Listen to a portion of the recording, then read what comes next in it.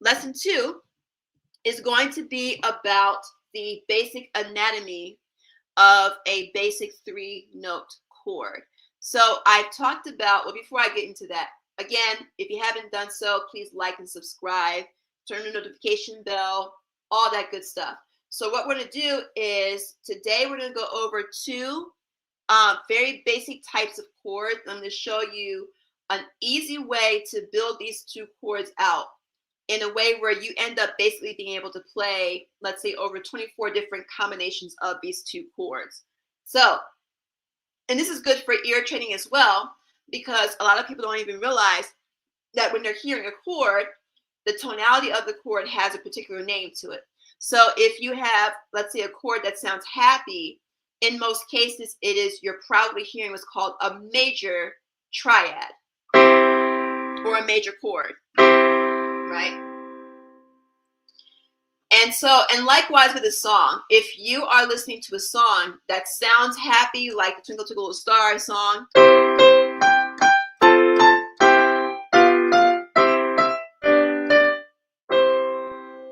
it's more than likely a song that is in what is called a major key. So you'll be hearing a lot, if the 360 membership, there's going to be a lot of references in terms of major and minor. That's going to be added to your toolbox when it comes to playing songs and getting the sound that you're looking for.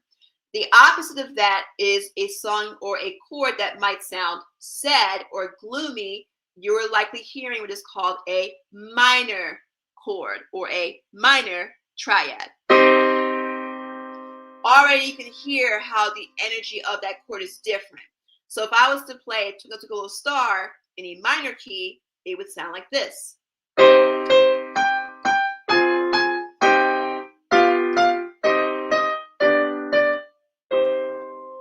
So you can hear how it sounds different, even if you can't really articulate what technically makes a major song different than a minor song.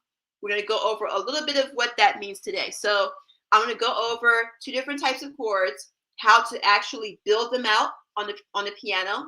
We're going to go over the major triad, and we're going to go over the minor triad. I'm going to show you how they're built. We're going to start with C. So we're going to do the major triad first.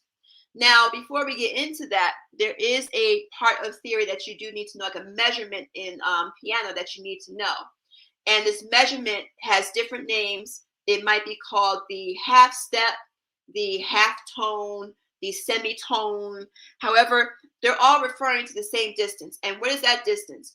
For example, from one key to the very next key is that half tone or half step, semitone. I'll just call it half step. That's pretty much how I call it, but it's all the same thing. So from C to this black key here, which is C sharp, that is a distance of a half step, right? From this key, from C sharp to D, is another half step. So if I wanted to go from C to D, I would have to count 2 half steps. 1, 2, right? The major and minor triad are built with a certain number of half steps in between the keys. So for major, the 2 numbers you have to think about are 4 and 3. So 4, 3. What does that mean? A triad has 3 notes to it, right? From the bottom note, wherever the bottom note is, to build a major triad from there, you have to first count 4 half steps to get from the bottom note to the middle note. So if I'm starting with C, I would go 1, and this includes the black keys too. So 1, 2, 3, 4. So now I have the bottom and the middle note for the major triad, but I have to get the top note as well. So from here to here, I have C and E, and then from E, I have to count an additional 3 half steps to get to the final note of the triad. 1, 2, 3. So that happens to give me C, E, and G, which may seem familiar because we played it earlier in the YouTube live. We called it the C chord, but now you know it is fully the C major triad. And what makes it the C major triad is because of that 4 half steps between C and E, and the 3 half steps between E and G. So this calculation can be applied to any of the keys. So let's say I wanted to build, for example, an E major triad. Then E would be the starting note, or as we call in music theory, the root. So I would start with E. And all I have to do is count 4 half steps from E.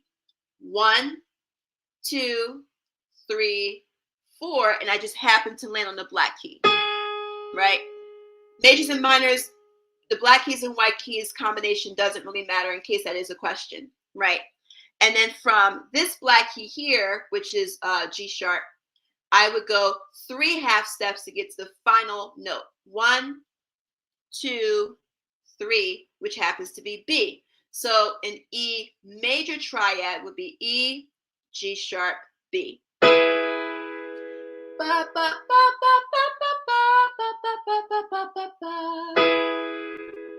So again, any starting point, if you count, let's say from, even if I start with a black key, right? If I start with, let's say F sharp, this is this black key here at the bottom of the 3 black keys. If I wanted to build an F sharp major triad, I would start with F sharp and then count 4 half steps and 3 half steps. So from F sharp, I go 1, 2, 3, 4. I have another black key, which is A sharp. And then from A sharp, I count 1, 2, 3, which gives me another black key, which is C sharp.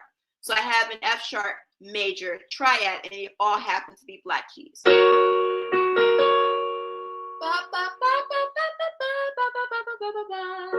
Right?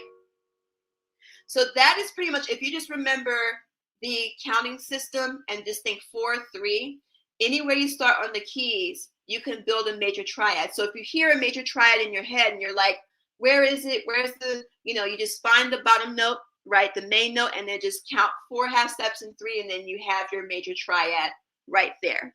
Before I get into the minor triad, again, I want to bring to your attention that I do have a free piano in 3 steps video where I go over the basis of naming the keys up to playing notes and chords, both hands together. I did provide that link in the chat box. If you're watching this on the recording, I will provide the link in the description. It is free to sign up. So what we're going to do now is we're going to go over, we got the major triad, but now we're going to do the minor triad, the one that sounds sad and gloomy. The easiest way to remember the minor triad is the numbers 4 and 3 reverse. Now it's 3 and 4.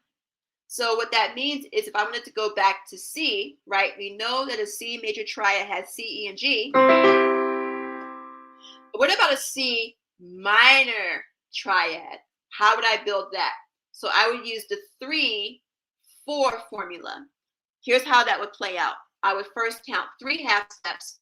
1, 2, 3. Now I have C, and I have this black key, which is, you can say it's E flat, which is the black key at the top, or at to the right of the 2 black keys. It's the black key to the right. Then from there, I count 4 half steps from E flat. 1, 2, 3, 4, and I still have G. So now I have C, E flat, and G, and as you can hear, it sounds sad. Let's use another example. Let's go back to, let's do maybe A, right? I want to build an A minor triad. I find A first and make that my root.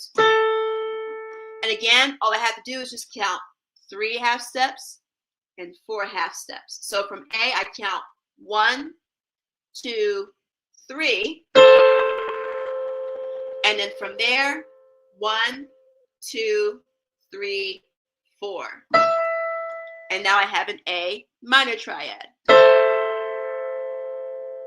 See? And again, that calculation applies to any of the keys. So if you wanted to build a minor triad in some other key, you just find the root of that chord or root of that triad, and then just count the 3 and the 4 half steps. So another example, I could use E flat, right? Let's say if I wanted to build an E flat minor triad. First, I find E flat, which is where we were before. And again, we count 3 half steps. So from here, 1, 2, 3. And ignore my fingerings. This is kind of weird. Don't play the chord like this. But then from here, we have, so this is our F sharp, right? We've used this before. And then from here, we count 4 black keys, or sorry, 4 half steps. 1, 2, 3, 4. So now we have our E flat minor triad. Right?